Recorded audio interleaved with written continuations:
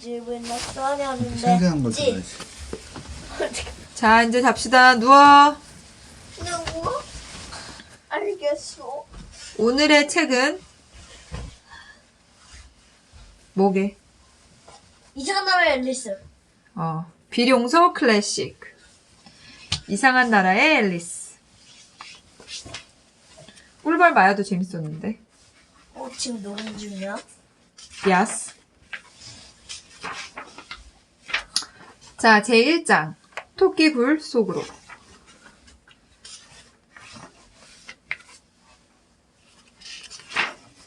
앨리스는 강둑에서 하는 일도 없이 언니 옆에 앉아 있는 것이 슬슬 지겨워졌다.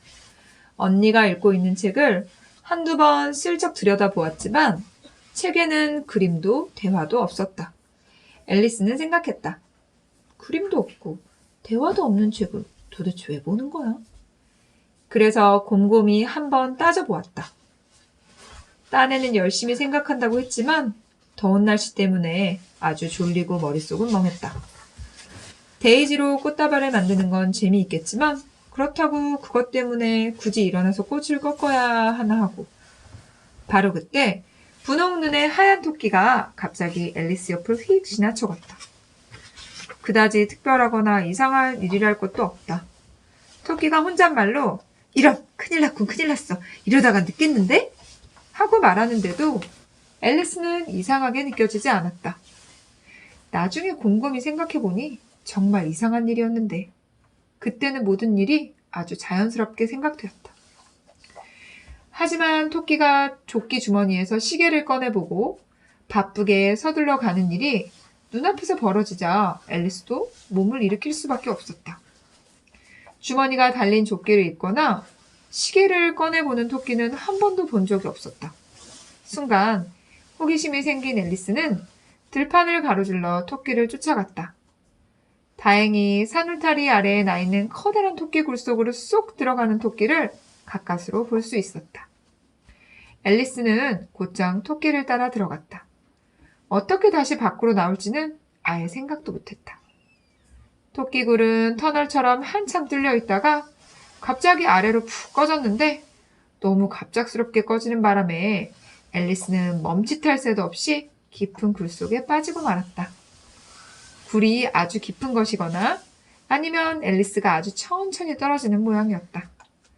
왜냐하면 떨어지면서 주위도 둘러보고 다음에는 어떤 일이 벌어질까 하고 생각할 수 있을 만큼 시간이 넉넉했기 때문이다. 먼저 앨리스는 어디로 떨어지고 있는지 알고 싶어서 아래를 살펴보았다.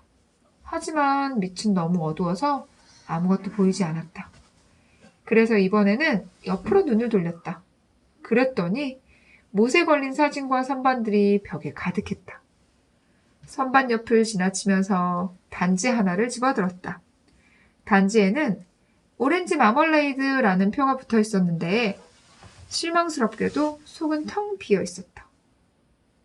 앨리스는 단지를 떨어뜨리면 혹 밑에 있는 누군가가 맞아 죽을까봐 아래로 떨어지면서 선반 한쪽에 단지를 가까스로 밀어넣었다. 앨리스는 속으로 생각했다. 그래, 이번에 한번 떨어지고 나면 계단에서 구르는 것쯤은 아무것도 아니겠어. 집에 돌아가면 다들 나를 얼마나 용감하다고 할까? 난 지붕 꼭대기에서 떨어져도 아무 말도 하지 않을 거야. 밑으로 한도 끝도 없이 떨어지는 것 같았다. 앨리스가 크게 소리내어 말했다. 지금쯤 얼마나 떨어졌을까? 틀림없이 지구 중심 어딘가를 통과하고 있을 거야. 어디 보자. 그럼 6,000km쯤 떨어진 것 같은데? 아시다시피 앨리스는 학교에서 이런 종류의 지식들을 조금 배웠다. 그러니 지금이 이런 지식을 과시할 절호의 기회는 아니더라도 그리고 듣는 사람이 전혀 없다고 해도 반복해서 말해보는 것은 좋은 연습이 될 수 있었다. 그래, 거리가 그쯤 될 거야. 하지만 그렇다면 이곳의 위도와 경도는 몇 도나 되는 거지? 앨리스는 곧 다시 말했다. 이러다가 지구를 뚫고 지나가는 건 아닌지 몰라. 머리로 걷는 사람들 틈에 짜잔 하고 나타나면 얼마나 웃길까? 그걸 대추점이라고 했던 것 같은데. 하지만 그래. 먼저 사람들에게 나라 이름을 물어봐야지. 안녕하세요 아주머니, 여기가 뉴질랜드인가요? 아니면 오스트레일리아인가요? 그러면 아주머니는 그런 걸 묻는다고 나를 엄청나게 무식한 꼬마로 여기겠지? 그래, 그런 건 절대 물어보면 안 돼. 어딘가에 나라 이름이 적혀 있겠지. 밑으로, 밑으로, 밑으로. 달리 할 일도 없어서 앨리스는 다시 종알거리기 시작했다. 다이나가 오늘 밤 나를 얼마나 보고 싶어 할까? 참고로 다이나는 내 고양이다. 간식 시간에 누가 잊지 않고 다이나에게 우유를 챙겨줘야 할 텐데. 귀여운 다이나. 여기 나랑 같이 있으면 얼마나 좋을까? 쥐는 잡을 수 없어도 공중이니까 박쥐는 잡을 수 있겠지? 박쥐랑 쥐랑 다를 게 뭐 있어? 그런데 고양이가 박쥐를 먹을 수 있을까? 이쯤 되니 앨리스는 졸리기 시작했다. 그래서 꿈을 꾸듯이 혼잣말로 계속해서 고양이가 박쥐를 먹을까? 고양이가 박쥐를 먹을까? 하다가 가끔은 박쥐가 고양이를 먹을까? 하기도 했다. 하긴 어느 쪽이든 답을 알지 못하니까 이거나 저거나 마찬가지였다. 어느새 앨리스는 꾸벅꾸벅 졸고 있었다. 다이나와 손을 잡고 걸으며 아주 진지하게 자, 다이나, 내게 사실을 말해줘. 너 박쥐를 먹어본 적 있니? 하고 말하는 꿈을 막 꾸었나 싶을 때 앨리스는 갑자기 쿵 하고 나무와 마른 나뭇잎 더미에 떨어지고 말았다. 이제야 떨어지는 일이 끝났다. 앨리스는 다친 데가 하나도 없었으므로 곧장 벌떡 일어섰다. 위를 올려다보았지만 위쪽은 너무 어두웠다. 앨리스 앞에는 긴 통로가 또 하나 있었고 흰 토끼가 그곳으로 급히 사라지는 모습이 얼핏 보였다. 머뭇거릴 시간이 없었다. 앨리스는 바람같이 휙하니 그 뒤를 따랐다. 흰 토끼가 모퉁이를 돌며 오, 내 귀야 수염아, 너무 늦겠다 라고 말하는 소리를 겨우 들을 수 있었다. 앨리스는 토끼들을 바짝 따라붙었다. 하지만 모퉁이를 돌자 토끼는 더 이상 보이지 않았다. 앨리스는 천장이 낮은 길쭉한 복도에 서 있었다. 천장에는 불을 밝힌 등들이 한 줄로 쭉 매달려 있었다. 벽을 따라 수많은 문이 나 있었지만 모두 잠겨 있었다. 앨리스는 문을 죄다 열어보며 복도 끝에서 끝까지 걸어갔다가 풀 죽은 채로 다시 가운데 지점으로 돌아왔다. 어떻게 하면 다시 나갈 수 있을지 도무지 알 수가 없었다. 그때 문득 세 발 달린 작은 탁자가 눈에 띄었다. 온통 유리로 된 탁자였다. 그 위에 작은 황금 열쇠가 덩그러니 놓여 있었다. 앨리스의 머릿속에 방에 난 문 하나가 그 열쇠에 맞을지도 모른다는 생각이 퍼뜩 떠올랐다. 하지만 이를 어쩌면 좋은가. 자물쇠들이 너무 큰 것인지 열쇠가 너무 작은 것인지 몰라도 그 열쇠는 어떤 자물쇠에도 맞지 않았다. 다시 한번 돌아보는데 이제까지 보지 못했던 높이가 낮은 커튼이 눈에 들어왔다. 커튼 뒤로 높이가 30cm 정도 되는 작은 문이 있었다. 자물쇠에 작은 황금 열쇠를 꽂아보니 딱 들어맞는 것이 아닌가. 앨리스가 문을 열어보니 작은 통로가 연결되어 있었다. 통로는 꼭 쥐구멍만 했다. 앨리스는 무릎을 꿇고 통로 너머를 살펴보았다. 거기에는 이제껏 본 적 없는 아주 멋진 정원이 있었다. 이 어두운 방을 빠져나가 저 화사한 꽃과 시원한 분수 사이를 돌아다니면 얼마나 좋을까? 하지만 그 통로에 몸을 들이밀 수도 없었다. 불쌍한 앨리스는 생각했다. 하긴 머리가 들어간다 해도 어깨가 없으면 무슨 소용이겠어.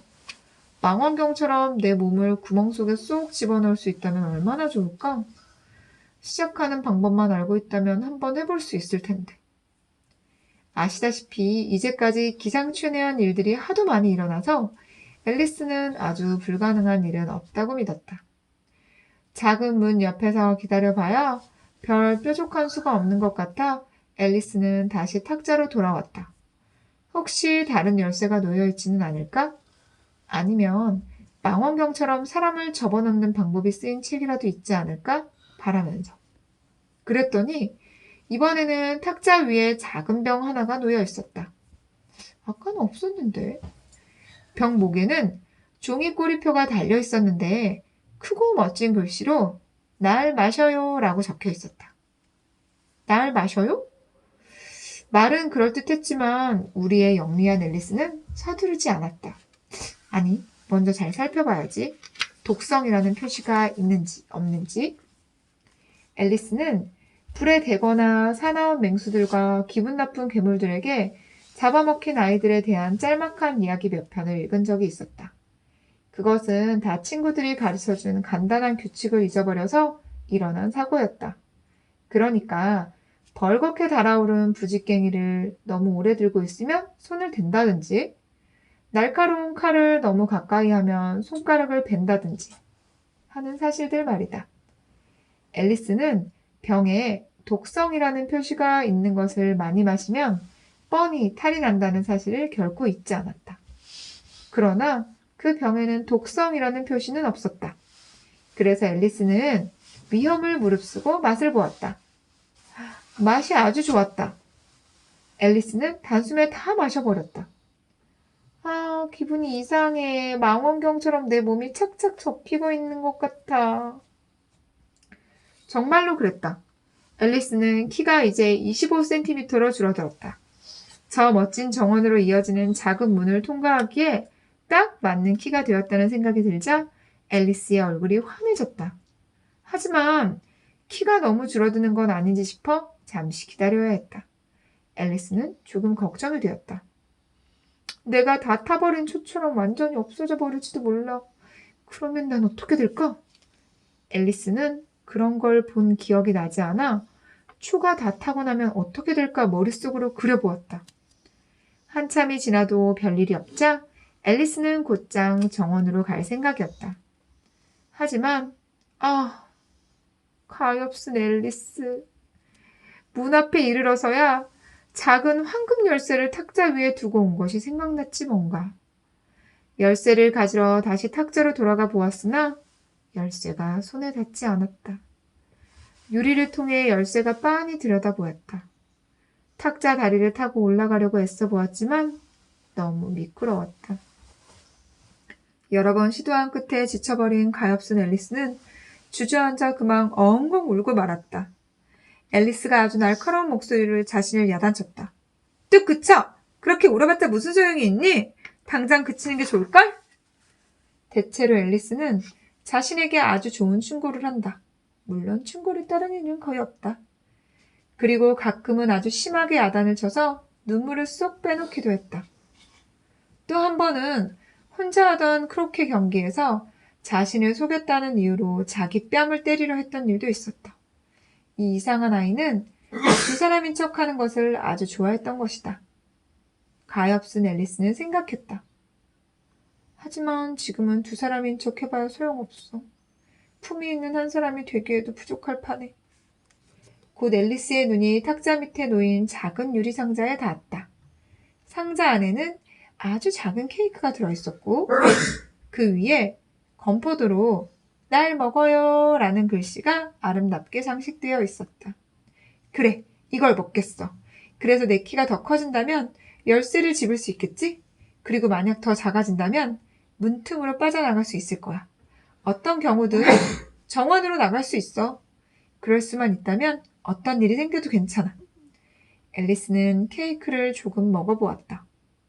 그리고 걱정스럽게 중얼거렸다. 커질까? 작아질까?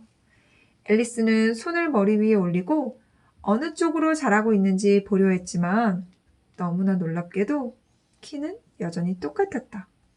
물론 대개는 케이크를 먹을 때 아무 일도 일어나지 않는다.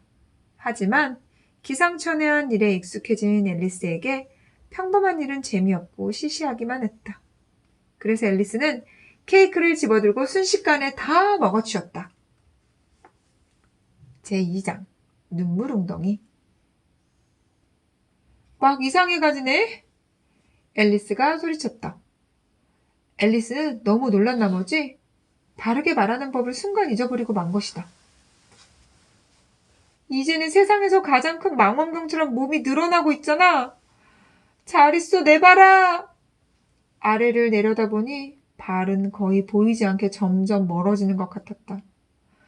아, 가엾은 작은 발아. 이제 누가 너에게 신발과 양말을 신겨줄까? 이제 나는 못할 텐데. 내가 너무 멀리 떨어져 있잖아. 이제는 네가 알아서 해야 해. 앨리스는 속으로 생각했다.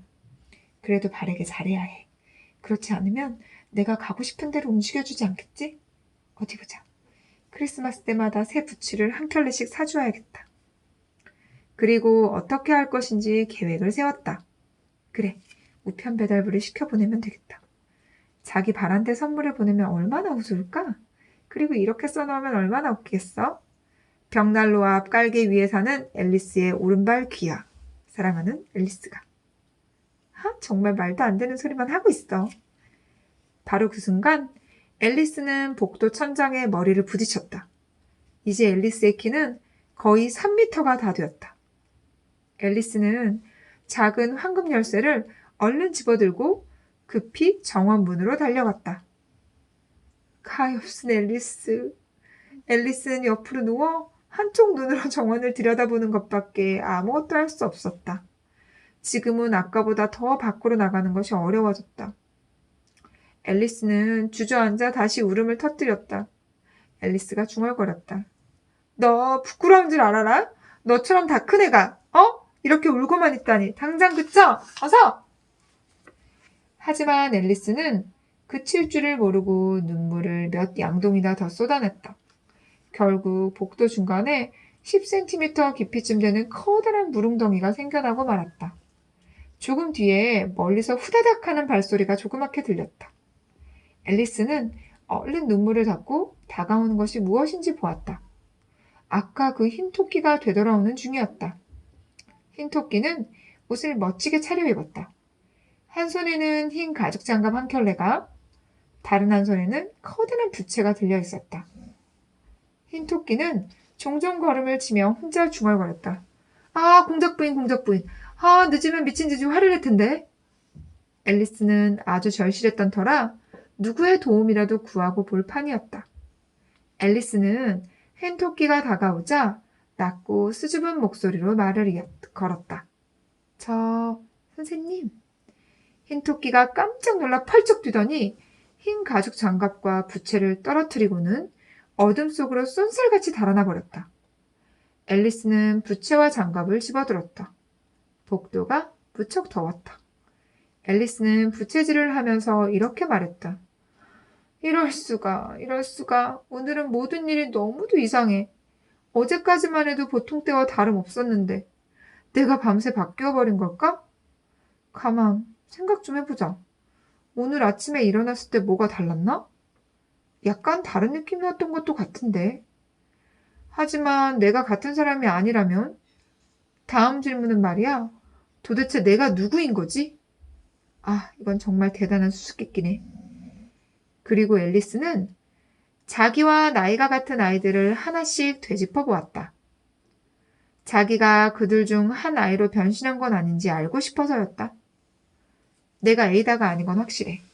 그의 머리카락은 곱슬곱슬한 긴 머리인데 내 머리는 하나도 곱슬거리지 않거든? 그리고 메이블도 아니야.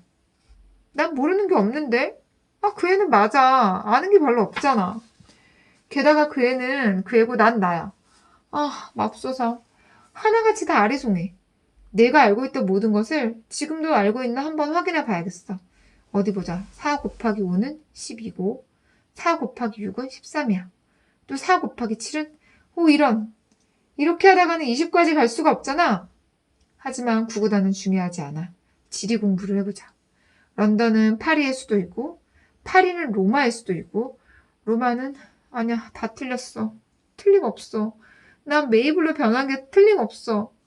꼬마 악어라는 시를 낭독해봐야겠어. 앨리스는 수업을 받듯이 무릎 위에 양손을 포개고 암송을 시작했다. 하지만 이상하게 목소리는 갈라지고 단어도 몇 군데 틀린 것 같았다. 반짝이는 꼬리로 황금빛 등껍질 위에 나일강의 물을 뿌려대는 꼬마 악어. 밝게 미소 지으며 맵시 있게 발톱을 쫙 벌려 부드럽게 미소 짓는 입속으로 작은 물고기들을 맞아들여요. 가엾은 앨리스가 말했다. 완전히 틀린 것 같다. 그리고 눈물을 글썽거리며 말을 이었다. 난 결국 메이블이 되고 말았어. 그럼 그 비좁은 집에서 살아야 하고 가지고 놀 장난감도 없을 거 아니야. 그리고 참, 배울 것도 산더미 같겠네. 안 돼. 이렇게 해야겠어. 내가 메이블이라면 그냥 여기에 있을 거야. 사람들이 위에서 날 내려다보며 어서 올라오렴 해도 소용없어. 난 고개를 들고 제가 누군가요? 그걸 먼저 얘기해 주세요. 제 마음에 드는 사람이면 올라갈게요. 하지만 마음에 들지 않는 사람이라면 다른 사람이 될 때까지 그냥 여기에 있을래요. 아, 맙소사. 앨리스가 갑자기 울음을 터뜨렸다. 사람들이 고개를 내밀어준다면 얼마나 좋겠어? 나 혼자 여기 있는 건 너무너무 싫어. 앨리스가 이 말을 하면서 손을 내려다보니 놀랍게도 자신은 어느새 흰 토끼에 작고 흰 가죽 장갑 한 짝을 끼고 있었다. 앨리스는 생각했다. 어떻게 이걸 낄 수 있었지? 그래, 내가 다시 작아지나 봐. 앨리스는 일어나서 키를 재보려고 탁자로 갔다. 그랬더니 추측한 대로 이제 키가 60cm를 지나 계속해서 빠르게 줄어들고 있었다. 앨리스는 쥐고 있는 부채 때문이라는 것을 금세 알아차리고 재빨리 부채를 내던졌다. 그렇게 해서 더 이상 키가 줄어드는 것을 가까스로 막을 수 있었다. 큰일 날 뻔했네. 앨리스는 갑작스러운 변화에 몹시 놀랐지만 아직도 몸이 없어지지 않고 남아있어서 무척 기뻤다. 이제 정원에 갈 수 있겠어. 그리고 작은 문을 향해 전속력으로 달렸다. 그러나 이를 어쩌나. 작은 문은 다시 잠겨 있었고 작은 황금 열쇠는 전처럼 유리 탁자 위에 놓여 있었다. 가엾은 앨리스는 생각했다. 갈수록 태산이네. 오히려 아까보다도 더 작아졌잖아. 그러니 더 비참하지 뭐야. 비참해 죽겠어. 이 순간 앨리스의 발이 쭉 미끄러지더니 다음 순간 풍덩! 소금물이 앨리스의 턱까지 차올랐다. 처음에는 바다에 빠졌구나 싶었다. 그렇다면 기차를 타고 돌아가야겠네? 앨리스는 그렇게 중얼거렸다. 앨리스는 이제까지 딱 한 번 바닷가에 가보았다. 그때 그곳에는 이동식 탈의실이 많이 있었고 아이들은 모래사장에서 나무삽을 가지고 놀고 있었다. 또 민박집들이 한 줄로 늘어서 있었고 그 뒤에는 철도역이 있었다. 그래서 앨리스는 바닷가는 다 그런 줄 알았다. 하지만 그것은 자신의 키가 3m쯤 되었을 때 흘렸던 눈물 웅덩이라는 걸 곧 깨달았다. 많이 울지 말 걸 그랬어. 앨리스는 헤엄치면서 밖으로 나가는 길을 찾아보았다. 너무 많이 울어서 이렇게 벌을 받고 있는 거야. 내가 흘린 눈물에 빠져 죽게 다다니 말도 안 돼. 하지만 오늘 일어난 일이 하나같이 별난 걸 뭐. 바로 그때 웅덩이 저쪽에서 무엇인가가 첨벙거리는 소리가 들렸다. 앨리스는 그것이 무엇인지 알아보려고 가까이 헤엄쳐갔다. 처음에는 해마나 하마인 줄 알았다. 하지만 다음 순간 자신이 얼마나 작아졌는가를 기억하고는 곧 그것이 자기처럼 물에 빠진 조그마한 쥐일 뿐이라는 것을 알아차렸다. 앨리스는 생각했다. 이 쥐에게 이야기해봤자 무슨 소용이 있을까?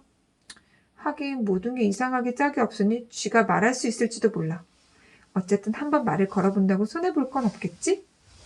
그래서 앨리스는 쥐에게 말을 걸었다. 쥐야, 이 웅덩이에서 나가는 방법을 아니? 여기에서 헤엄쳐 다니는데 지쳤거든. 쥐야! 쥐는 호기심 어린 눈빛으로 앨리스를 보고는 작은 눈 한쪽을 찡긋하는 것 같았지만 아무 말도 하지 않았다. 앨리스는 생각했다. 내 말을 못 알아듣나 봐. 정복자 윌리엄 시대에 넘어온 프랑스 쥐일지도 몰라. 그래서 앨리스는 다시 말을 걸었다. 위에 마샤트? 이 말은 프랑스어 교과서 맨 처음에 나온 문장이었다. 쥐는 갑자기 물에서 펄쩍 뛰어오르더니 겁에 질려서 덜덜 떠는 것 같았다. 앨리스는 가엾은 짐승의 기분을 상하게 하지는 않았나 싶어 얼른 소리쳤다. 아, 정말 미안해. 네가 고양이를 좋아하지 않는다는 사실 깜빡했어. 쥐가 성난 목소리를 날카롭게 외쳤다. 고양이를 좋아하지 않지 그럼. 네가 나라면 고양이를 좋아하겠니? 앨리스가 달래듯이 말했다. 좋아하지 않겠지. 너무 화내지 마. 하지만 너한테 우리 고양이 다이나를 보여주고 싶어. 다이나를 보면 너도 고양이를 좋아하게 될 거야. 사랑스럽고 얌전한 고양이거든.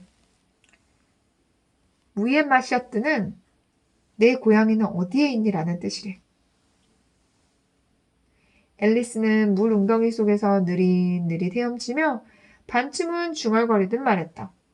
그리고 다이나는 불가에 앉아서 멋지게 그르렁거리며 발을 핥고 얼굴을 씻는다니까? 안아보면 얼마나 부드러운지 몰라. 또 쥐 잡는데도 선수지. 어머 미안해. 이번에는 쥐가 털을 있는 대로 쭈뼛 세우는 걸 보고 앨리스는 쥐가 정말로 기분이 상했음을 알고 다시 소리쳤다. 네가 원하지 않으면 우리 더 이상 다이나 얘기는 하지 말자. 우리라고? 정말. 쥐는 꼬리 끝까지 부들부들 떨며 소리쳤다. 내가 그런 걸 화제로 삼아 얘기할 것 같니? 우리 쥐 가무는 결단코 고양이를 좋아해 본 적이 없었어. 고양이는 천하고 더러운 것들이라니까? 다시는 내 앞에서 그 이름조차도 들먹거리지 마. 알았어. 앨리스는 얼른 화제를 바꾸었다. 그럼 강아지. 강아지는 좋아하니? 쥐가 아무 대답도 하지 않자 앨리스가 신이 나서 얘기했다. 우리 집 근처에 아주 귀여운 강아지 한 마리 있는데 한번 보여주고 싶어. 조그맣고 반짝이는 눈을 가진 테리어 종인데 있지. 아주 긴 갈색 털이 나 있지. 그리고 뭐든 물건을 던지면 가서 곧장 물어오고 또 얌전히 앉아서 먹을 걸 달라고도 해. 이것저것 못하는 게 없다니까. 난 그 절반도 다 기억 못하겠어. 아무튼 그 강아지는 어떤 농부 아저씨 건데 쓸모가 참 많다고 하시더군. 100파운드쯤 나갈 거래. 쥐란 쥐는 다 잡는다나. 오 미안해 어쩌나. 앨리스가 슬픈 목소리로 소리쳤다. 내가 또 기분을 상하게 했나 보네. 쥐가 요란스럽게 물을 튀기며 쏜살같이 도망치고 있었다. 앨리스는 부드럽게 쥐를 불렀다. 쥐야 다시 돌아와. 네가 싫다면 강아지나 고양이 얘기는 안 할게. 쥐는 이 말을 듣고 몸을 돌려 앨리스에게 천천히 헤엄쳐왔다. 얼굴이 창백했다. 쥐는 낮고 떨리는 목소리로 말했다. 무트로 가자. 가서 내 이야기를 모두 들려주지. 그럼 내가 왜 고양이와 강아지를 싫어하는지 알게 될 거야. 그렇지 않아도 나가야만 할 상황이었다. 물에 빠진 새와 동물들로 웅덩이가 아주 붐비고 있었다. 오리와 도도새와 앵무새와 새끼 독수리, 그리고 신기한 동물들이 몇 마리 있었다. 앨리스가 앞장서서 나오자 동물들도 모두 물가로 올라왔다.